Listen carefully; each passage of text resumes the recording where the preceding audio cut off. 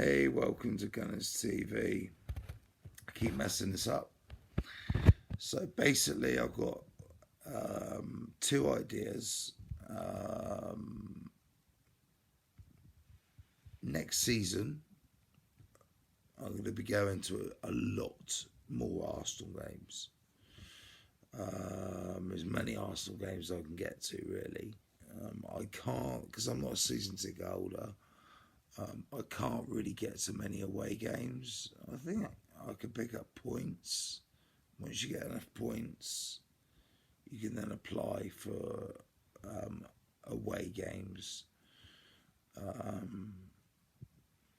There's only a few away games that I'd really want to go to, Tottenham being the main one. But, Chelsea, Tottenham, any London-based teams. I don't really want to be travelling up to Manchester with the roof leaking on me. I'm only joking. I'd go if I get the opportunity. No. Scouting. I want to make a whole show on scouting, what it involves, how long teams watch players for. Does it depend on the player? I need to talk to an ex-scout or an active scout. So I'll be reaching out to people in the scouting business. Also transfers. In the summer, I'll be doing a transfer daily show, maybe every other day, to see what's going on in the Premier League, especially the Big Six or top eight, like Aston Villa. I mean, they've got like the fifth or sixth richest owners in the league.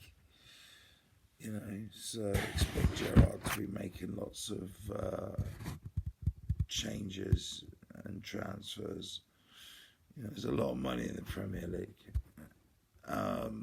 So transfers for sure, but scouting, I don't know what I'm going to call it yet, but I need help from other YouTubers as well. So, the more games I go to, the more chance I've got of meeting other YouTubers and doing collaborations with, not just Arsenal collabs. Yes, I want to talk about Arsenal collaborations, but other football teams as well. Not just because of their team, but their knowledge as well. Is invaluable. Now, if Arsenal get in the Champions League, there is a short list that I want. Now, first of all, do we give Lacazette a new contract? I think yes, but 1 year at a time, whether we accept that or not. Because I think he could be used in certain situations. Now, we missed out on Dusan Vlahovic. Now, a player that I actively would love at Arsenal is João Felix of Atletico Madrid. He would fit into Arsenal's system like that. He would just be perfect for Arsenal and what Arteta's looking for. I think he's valued around 70-80 million quid. He's worth it. And we really would be stealing Atletico's crown jewels. We stole Thomas Partey from him. And Felix, I think he's 26 now. Does he? Surely he fancies a new challenge, Premier League. But we have to be in the Champions League to even entertain him. Why would he leave if we're not in the Champions League? So, Felix, for me, if we're in the Champions League, I don't know how much Arteta is an admirer of Felix. If he is, then he would be a hell of a signing, and he would lead our line. He scores goals, and his trickery, he's got tricks like Odegaard. You know, he's just a fantastic footballer, and he would be perfect for Arsenal. Absolutely perfect.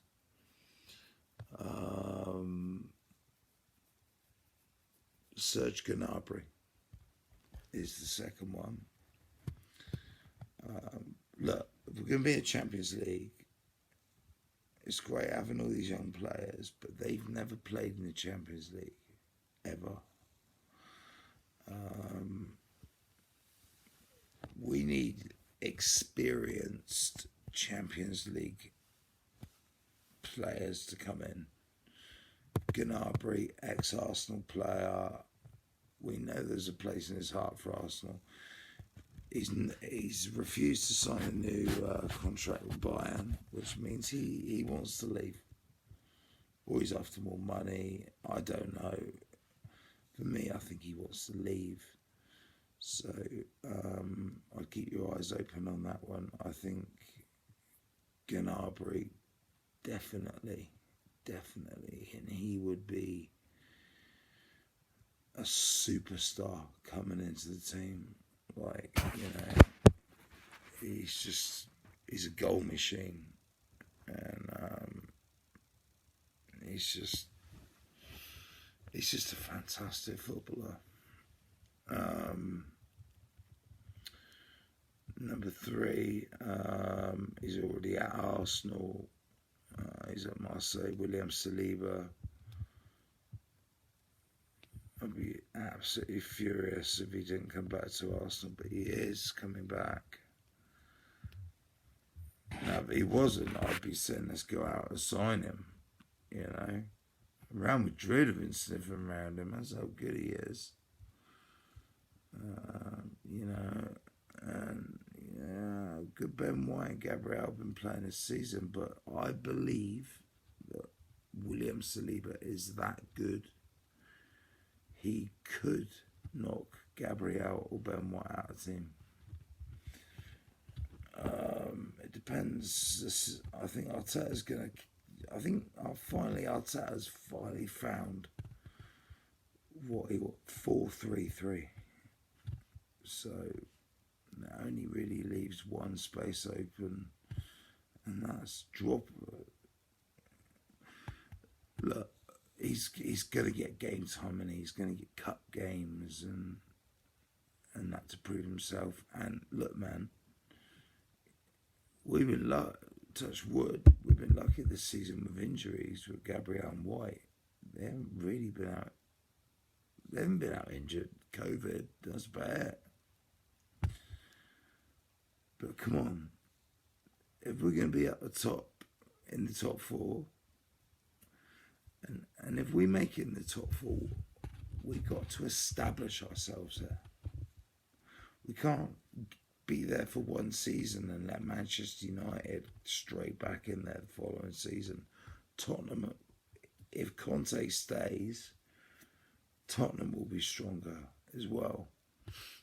But Arsenal will have a year, I think they have 2 years on Manchester United, a good year on Spurs in a rebuild. Now, top 4 this season wasn't expected from Arsenal. Maybe a top 6. So we're sort of a year ahead of ourselves on the pitch and off it.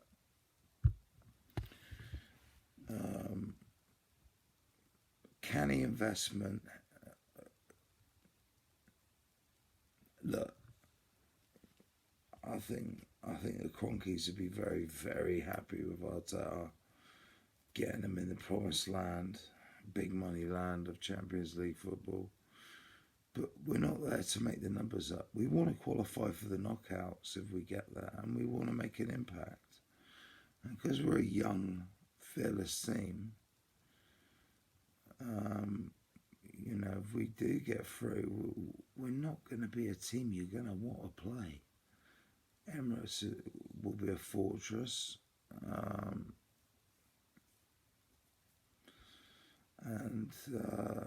You know, especially if we sign Felix and Gnabry, say there are two big summer signings. I think we need a central midfielder who's offensive. My choice at Curtis. Is it Curtis Jones? Say my pick is Yuri Tillemans. Basically, he said he's not as mobile, but his football brain is mobile.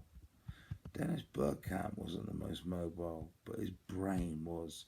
Teddy Sheringham, no pace, not that mobile, but he had that. And Tillemans is more mobile than you think. And Curtis Shaw, not Jones, sorry.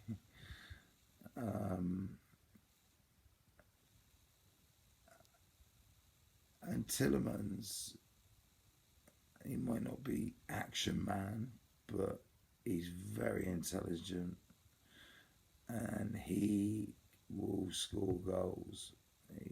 He's a banger, mate. He bangs them in from outside the box, which Arsenal have lacked since Santi Cazorla, Cesc Fabregas. We haven't had a player, a midfielder that can do that since Fabregas, since maybe Cazorla. And I know Tielemans representatives have been to have spoken to Arsenal, and I think we could get him as cheap as around 40-45 million at tops. That's, for me, that's a bargain, man. Ever since I first seen Tielemans, I admired him. I thought, wow, what a player. Now, if Arsenal can get their hands on Yuri Tillemans for around 40 million quid, take it. Because he is a hell of a player. He obviously wants Champions League football. And he's building for the future now. I'd say that's just 3 signings. We need a squad.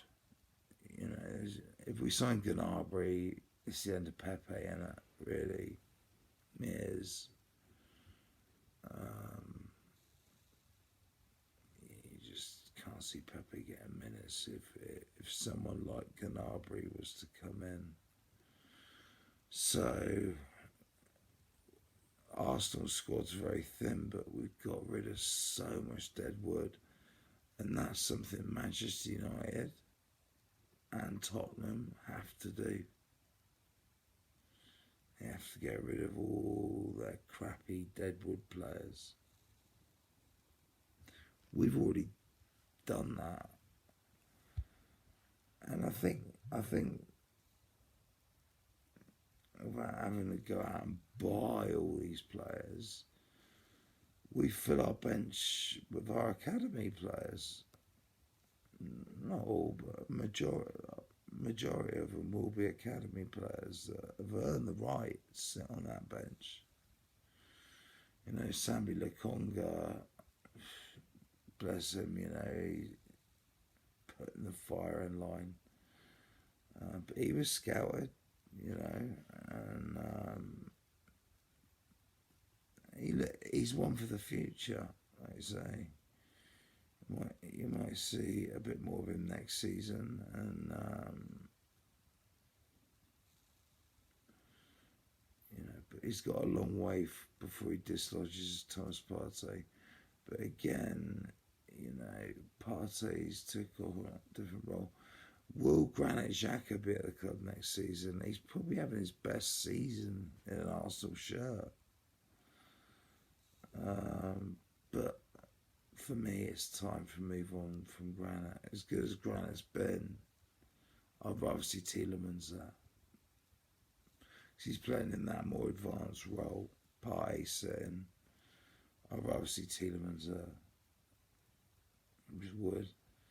And I think because Granit's had such a good season, we can demand at least £25 million for him.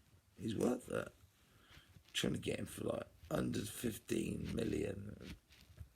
Fuck off.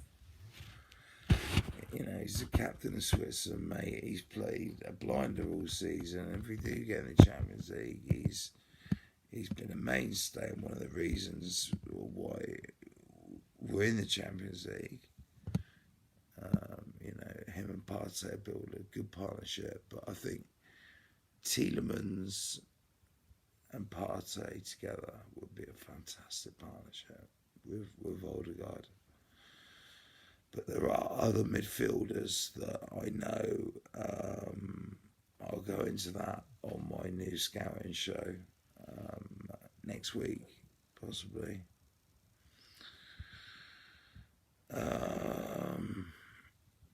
They're playing Tielemans' position, so who knows? I want to see Yuri Tielemans at Arsenal. I don't want to see Manchester United get him.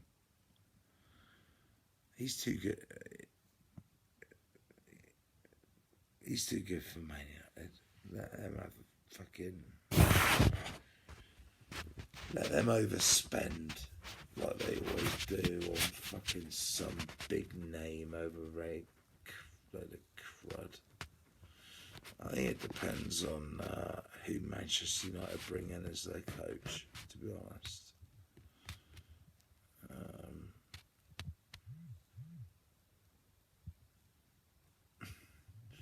I hope they get Pochettino. I really do, because he won't do nothing. They need what Man U need with the managers available is Ten Hag, Erik Ten Hag. Are Man U fans patient enough? And Arteta had nowhere near the profile Erik Ten Hag has got. But Ten Hag's going to need Arteta time to get this Manchester United team up to ship shape. Get rid of the players that just aren't cutting the mustard and bring in his own.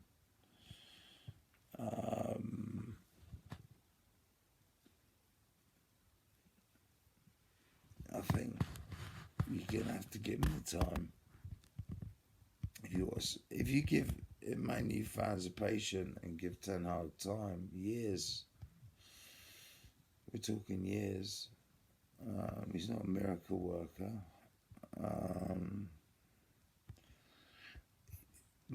Manchester United will eventually reap the benefits.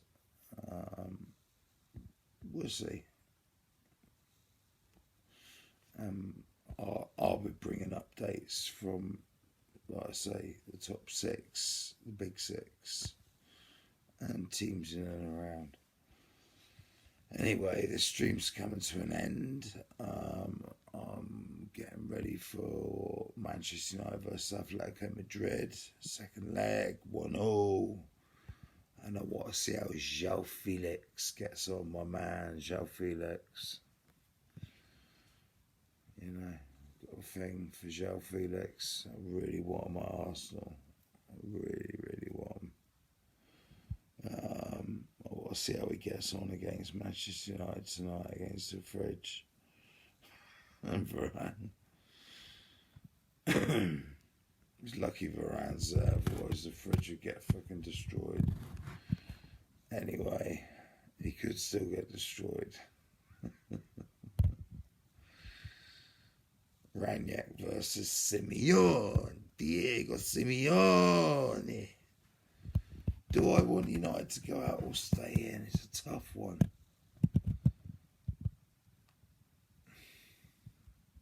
I don't know. Because if they got Champions League, it means more distraction and I don't know. To be honest, I hate Manchester United. I just want them to lose every game. João Felix hat-trick would do nicely. Knock them out. I'll be happy with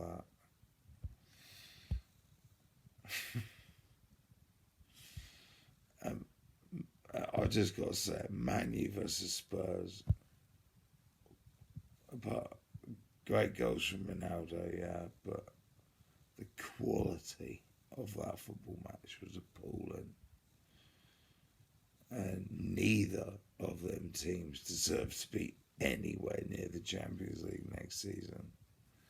Unless Man U somehow win the Champions League and are automatically in it.